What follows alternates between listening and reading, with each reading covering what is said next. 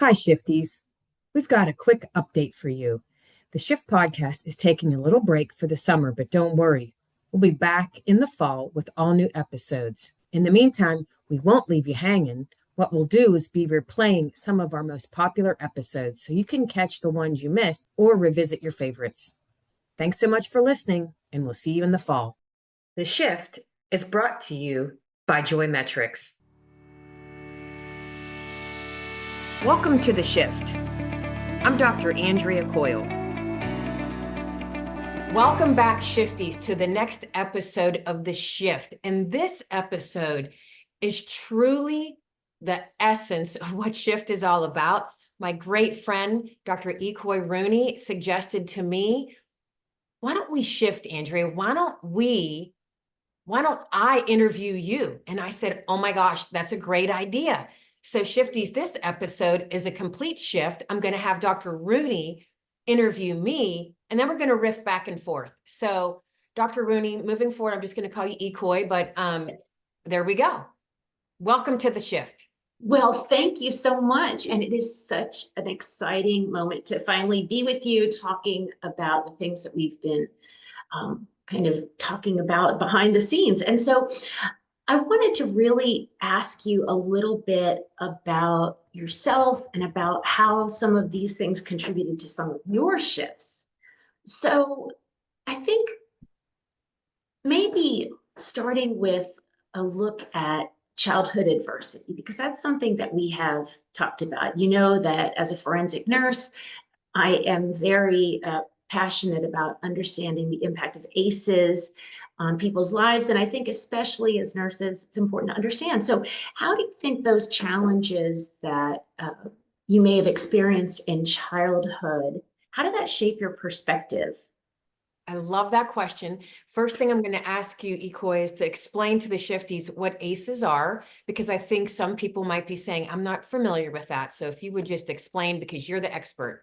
Absolutely. Well, let me tell you. So in 1999, Dr. Charles Felitti, published an amazing paper. And what it was about was he looked at 10 and identified 10 adverse childhood experiences that people experience between the ages of 0 and 18. And those are in three categories of abuse, neglect, and household dysfunction.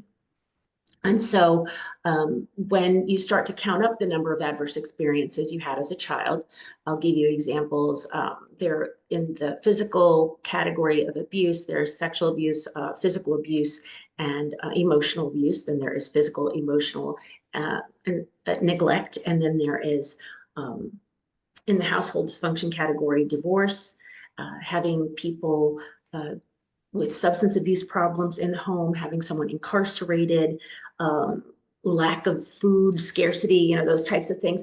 So anyway, when you look at all of these ACEs together, and I'll tell you, you can go to the CDC page and look up adverse childhood experiences or ACE study. You will see the study itself. And I really believe in my heart of hearts that it's one of the most important studies that was done that impacts what nurses do and what physicians do and what people in healthcare do, because those experiences in childhood shape your experiences as an adult. And a lot of times, what the studies have shown now is that if you have 4 or more adverse childhood experiences, Andrea, you are more likely to have type 2 diabetes, obesity, substance abuse problems. And so you start to think, well, why? Well, what they show is that as a child, when you experience those neurobiological changes, that experience trauma, those neurobiological changes are happening in your body, and the way that you respond to stress as an adult is going to be shaped by those experiences as a child. Because as a child, when I'm supposed to be going through those stages of development that we learned about in school, right, so those that what instead of having the things that we need in those to achieve those stages of development, instead we are dumping tons of cortisol, right, because we're stressed out all the time. Fight, flight, or freeze, mostly freeze for children, obviously. And so what ends up happening is you dump cortisol, dump cortisol, dump cortisol, and that's how you respond to stress. So it's like a 0 to 70 miles an hour, in the stress department. And that pathway then follows us into our adulthood, in which case then we have trouble self-soothing, we have trouble identifying ways to calm ourselves, and a lot of other, sequela like that. That's a really, thank you for sharing that. That's really important information. I think that speaks to when you asked the question, like how did my childhood change my perspective? We talked about this, and I was a daughter and a sister. My mother was a single mom, and back when I was born, that was not in vogue. It was different. So I was different because I didn't have my father in the picture. And then I had a childhood trauma, or an ACE. And I feel like, those things in my life led me to sometimes think I'm less than, or I'm not worthy. And so what happens, and I had a lot of discussion with Dr. Bob Den about this as well, and he had a previous episode and it was incredible. But I think a lot of those feelings, number one, they reemerge as anxiety in an adult or young teenager, and then the anxiety continues to grow. I also feel like it creates imposter syndrome. Am I good enough? Do I know? Absolutely. It's imposter syndrome. And I feel like the other piece is um, you become Mm, fiercely independent, where fiercely independent, competitive, and mm, just an all-out overachiever, because yeah. you want to show that those feelings that you felt, you want to supersede those feelings. Absolutely. And that makes a lot of sense. And that is super common. And, to me, I think it's interesting because looking at someone like you, Dr. Andrea Coyle, people think, you have imposter syndrome? Are you kidding me? Really? You? But, yes, that is one of those feelings that can come from not feeling good enough, not feeling like you know enough, or you're smart enough, or wait, that person's doing something, I should be doing that. Those feelings of I need to catch up. I'm not good enough. And so thank you for Mhm. sharing that. I know that I appreciate your vulnerability so much, because I think it really helps others probably see themselves a little more clearly. And So, and that's part of the shift. I mean, part of the shift, when you and I first met in Baton Rouge, gosh, mhm. 2 3 years ago, gosh, 2 years ago, maybe three. It's been a couple of years. E- We immediately made this wonderful connection and started having, really, in my opinion, these thought-provoking discussions. And I think these discussions need to be had, especially in the healthcare space. Not only do healthcare people suffer traumas, but they're also caring for people. And I think having this understanding of why people do the things they do, or why they behave the way they behave, I think a part of it is understanding this. And that's been a big Absolutely. shift. Well, yeah, and that is a shift that I think really needs to happen if it hasn't already happened for some people. People don't understand ACEs, that looking at a person as what is wrong with you, when they're not compliant and they're not doing what they're supposed to do, and those types of beliefs about our patients. When we look at them in that light, we judge them, and we can look down on them, and we can, objectify them and make plans for them based on what we think they need to do, not what they Mhm. should feel they need to do. And that is what happens. And so when we can look at someone, instead of saying, what is wrong with you? We say, what happened to you? Help me understand what happened to you. And then once I understand what happened to you, I can say, well, this makes sense, because I can understand why it would feel so frustrating to have this diagnosis, or why it would feel so frustrating to have to go down this path. It feels like you don't have a lot of choices, and it doesn't feel good to not have choices, those types of things. I like what you say. It doesn't feel good to have those choices. And we also talked about boundaries before this episode. And I think the other piece is this is a shift. Um, it's very fascinating, and this is one of the reasons why I got into healthcare. First of all, the humanity piece of it is very Mhm. important to me. And with humanity comes empathy and compassion. And I probably am that person that does have empathy fatigue. But I also feel like the shift is that I feel like if I can dig into what happened to you, then I feel like I can help you. I feel like we Absolutely. can work together on this. And I think when we can do that, that's when the real shift happens. The shift is brought to you by SE Healthcare. Do you know your current burnout level? Almost 70% of hospitals and healthcare systems can't answer this question. What we do know are the devastating results of burnout: increase in turnover, increase in medication errors and missed care, a decrease in the patient experience, and a decrease in quality outcomes. SE Healthcare can help with our evidence based approach. Leaders can enhance nurse satisfaction and nurse engagement, improve quality care outcomes, and reduce burnout by 52%. Are you ready to uncover burnout's impact on your team? Visit us at sehealthcaresolutions.com/talk. Absolutely, with our patients 100%. And with each other, I think it helps us look at our colleagues a little differently.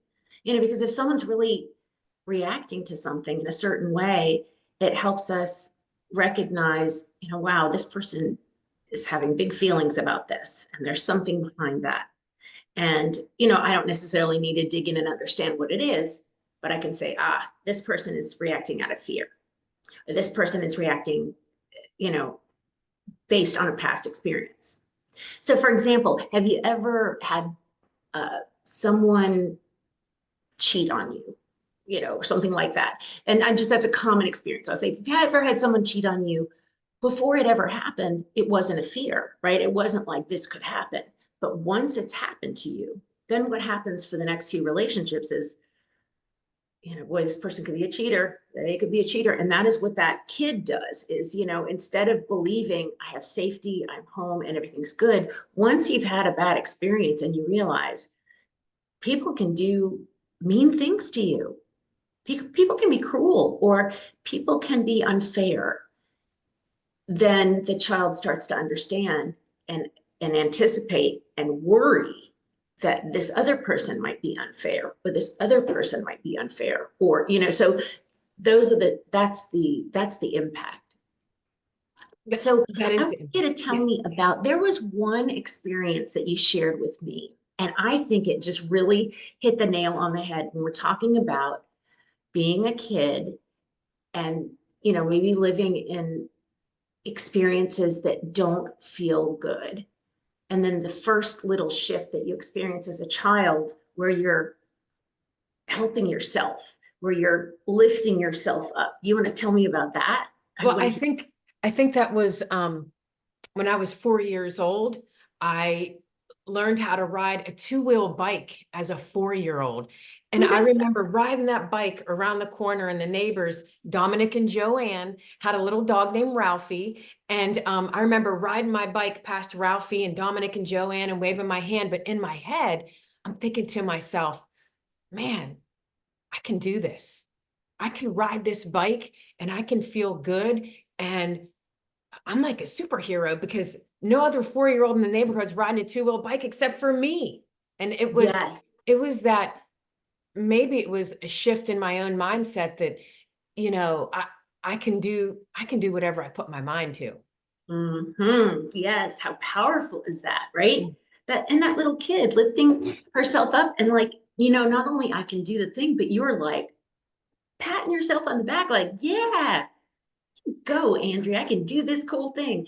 And that is absolutely huge because that was you um, really shining a light on your own talent, giving yourself credit for something, telling yourself that you're good. And I remember that first time too. And a lot of people then remember those times where you've lifted yourself up. How do you do that professionally now? Do you ever do that now? Where Oh you my kind of, gosh. I love that. I was hoping you were going to ask me that question because I was thinking about a couple of things. I remember I was a medical surgical nurse early in my career. And I remember thinking to myself, I had this nurse manager who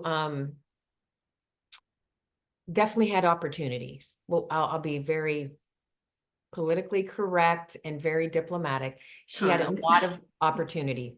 Yeah. And I remember going home that night thinking to myself, I need to go back to school and get my master's degree so that I can be a leader. And I literally went home that night. I'm not making this up. I enrolled to get my master's degree. And then, probably like 5 years ago, at the beginning of the pandemic, I got furloughed. I was one of the nurses that got furloughed.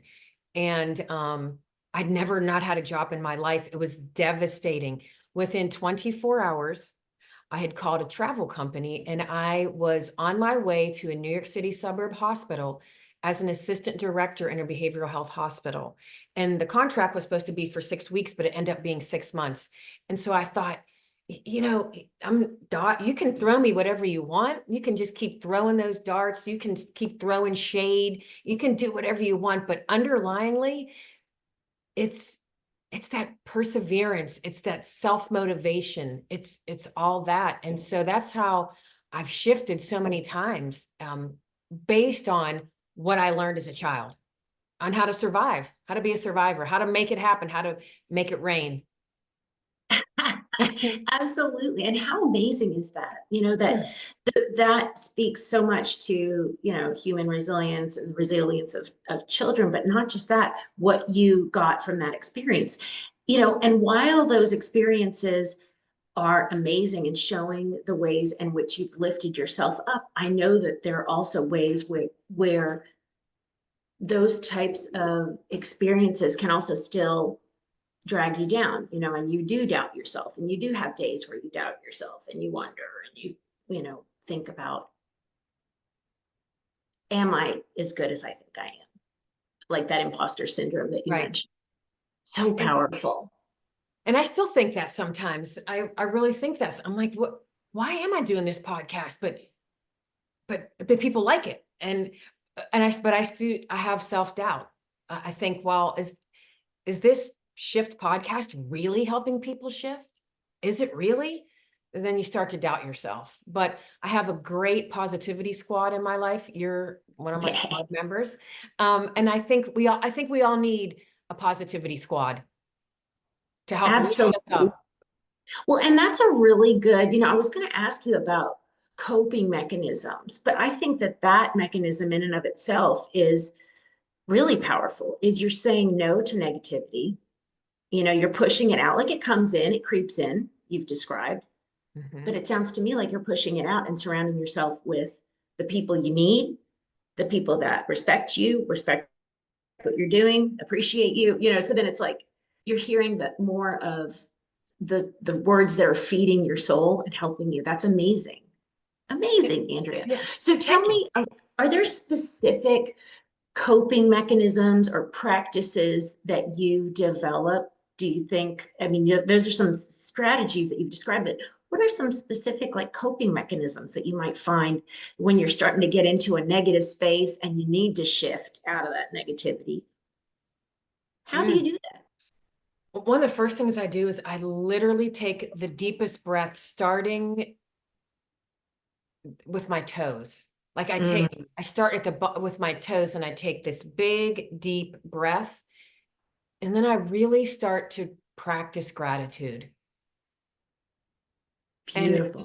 I think about to myself, as an example, my twin brother died at 40 from cancer. And I think, if you ever want to talk about having a bad day is when you're 40 years old and someone tells you you have terminal cancer and you have a couple months to live. That's a bad day. So I just, in my head, I start putting things into perspective. I really do. And it's so helpful. I mean, there's just so much to be grateful for. The people that wake up and say, oh, I don't want to go to work today. I can't wait to put my feet on the ground and get started, because I'm very crystal clear on my assignment from my Almighty. And my assignment from my Almighty is to make a difference in the lives I touch. And I'm clear on that. And I think sometimes the more clarity you have on your purpose, the easier it becomes. But the minute that you start to lose what your purpose is, your head starts to go in different directions. You're absolutely right. I share that experience too. That resonates with me big time. I really hear that. Yeah. Because I think what you're saying is that kind of linchpin of your personal identity, personal mission, and your, belief that that is a divinely uh, laid out plan for you is so powerful. And so that is really, really exciting to know that that's something that anybody could use, really, to And, shift that negativity. and the other thing I think about when I think about shifting is what's in your control and what's out of your control. And you have to really be able to draw the line in the sand and focus on what's in your control. And I'm not perfect at it. It's an everyday, I don't want to say struggle, but it's an everyday little bit of a battle, because I think sometimes we can live in the past. Yes. Sometimes those past scars are hard to heal.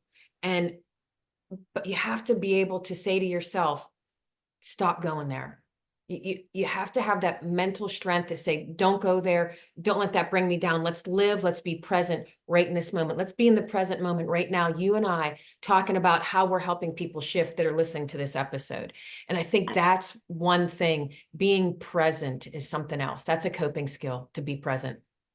I fully agree. And that's really powerful. And what you're talking about right now is some cognitive behavioral therapy stuff in a big way, which is actually one of the most recommended therapies for people who have survived ACEs, is finding a good cognitive behavioral therapist and learning how to, understand what is within my control, what is outside of my control. How do I,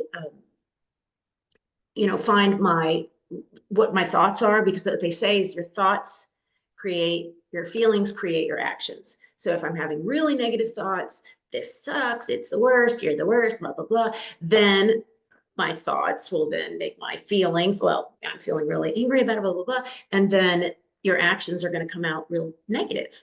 But if you can have a more positive mindset, so that's really that cognitive behavioral therapy, that shift in thinking is huge. And that is something that people can actually do, for themselves. And it's super powerful. So when you're talking about using these techniques of kind of shifting your mindset throughout the day, is there one experience kind of looking back? And I know, first of all, I want to say you're a person who has survived a great deal of adversity, both in your childhood and your adult life, knowing and the amount of adversity that you've faced, in my opinion, what do you think is, again, so the hardships did not stop in your childhood. You continue to face adversities as an adult, like many people do. We all face adversities as adults, right? So, but the amount of and the, I guess, the volume, the size of your adversity, how have some of those adult life challenges influence the way that you kind of approach your next steps, your career, your personal life? Um, Again, I feel like you have to look at, I try to look at everything through the lens of positivity, because to your point, if you start off with negativity, you're going to spiral in the wrong direction. So a lot of it is just remaining mentally strong. Um, and then I also think to myself, and you mentioned adult adversities, I'm a breast cancer survivor, and that was an adversity. And while that was going on, I was going through my mom who was in hospice and sending off my kids to college, and, having a difficult marriage situation going on. All these things were happening at once. And I'm not saying like, oh, poor me. And that's part of it. You can't say, oh, poor me, because you have to be able to just put one foot in front of the other. You just have to keep persevering. And I think that's what nurses do. That's who we are. Think about grit. Nurses are the grittiest people I know. I'm a nurse, I'm gritty. We are able to every single day go back into an environment, whether you're in the care delivery environment, whether you're in the leadership environment as a nurse, or whether you're in the tech industry as a nurse, it doesn't matter. The ability to be gritty and go back at it every single day, that's the power. That's the power. You can't just put your life on hold or curl up on the couch, and some people do. And I have to tell you honestly, Ecoee, during all these things that have happened, um, I just keep putting one foot in front of the other because I stay true to my purpose. Wow, that is amazing. And that shows your strength in your ability to keep that mindset, because it is a very hard mindset to keep. And, everyone has their rough moments. Was there ever a time where you really did just feel like giving up, or anything where you really hit a point where you're like, okay, this is really enough. I'm capacitated. And what was it that pulled you through? If there was a point where you were like, you know what, today I'm not feeling it. I When just I feel have like, those I'm not feeling it kind of days, I tap into the positivity squad. nice. I See, tap you into don't that squad. isolate. I I do not isolate because the idle mind is the devil's playground. And in that isolation, you can create so many narratives. And so when I feel like I'm creating this this negative narrative, I literally reach out to my positivity squad. Hey, do you have 5 minutes? This is how I'm feeling right now. And I'm surrounded by great people, and you're one of them. So you know how that goes. Right back at you. And I hear that feeling, you're describing not isolating. That is super powerful, because, there's something I always say about worrying. I'm like, worrying is making up stuff in your head that has not even happened, right? It's just like making up really bad things. And I could just as easily make up really good things that could happen. I could get hit by a bus, or someone could hand me a bouquet of roses. Both are just as likely to happen. Why am I focused on the bus hitting me? Why am I focused on, and so often we do focus on that negativity just in society. People like kind of get negative. And in your environment, have you ever worked in a really negative environment and had to kind of, I mean, besides that one that you were talking about, the med surg Mm. situation, is there a time since you've kind of been, in the past few years, since the pandemic, really reaching for higher heights? Have you encountered any big naysayers that you've had to overcome, and how did that work? Well, I sometimes, have a 21-year-old and a 19-year-old, and sometimes I can hear them being negative. And when they start to Mhm. say something negative, I'll stop them in their tracks and I'll say, let's unpack that. I just heard you say whatever it was, but unpack that for me. And as we start to unpack it, they come to the realization of what they think is negative or what is the biggest problem in the world is not a problem at all. Exactly, exactly. And that, a lot of it is the stuff that we whip up into a big frothy frenzy in our heads that really have absolutely no grounding in reality. It's just stuff we made up. Right. Like my daughter Adelaide, I slept in today. This is gonna be the worst day ever. And Okay. let's stop. What does a worst day ever look like? And and then I just kind of I ground her is what I do. I ground her. Yeah. And I have people in my life that ground me. So important for us to be kind of called out on our negativity, and have people who are willing to do that for us. Right. And those are the courageous people. You have to be courageous enough to have those conversations, because at the end of the day, Ecoee, those are gifts to people.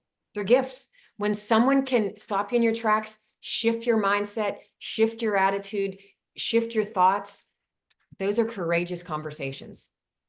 Absolutely. And I think that is one of our callings as nurse leaders, is to do that constantly in our environments, because it is so easy for negativity to enter our workplace environments. And if it is not addressed swiftly, very quickly, where we say that's not who we are, that's not what we're about, then suddenly it's all negative Nancy's, it's all a lot of sadness and complaining, and suddenly you've got turnover. We need to Oh, keep environments healthy. Work environments need to be places where nurses can, lift each other up, support each other, hear each other, develop each other, love each other up.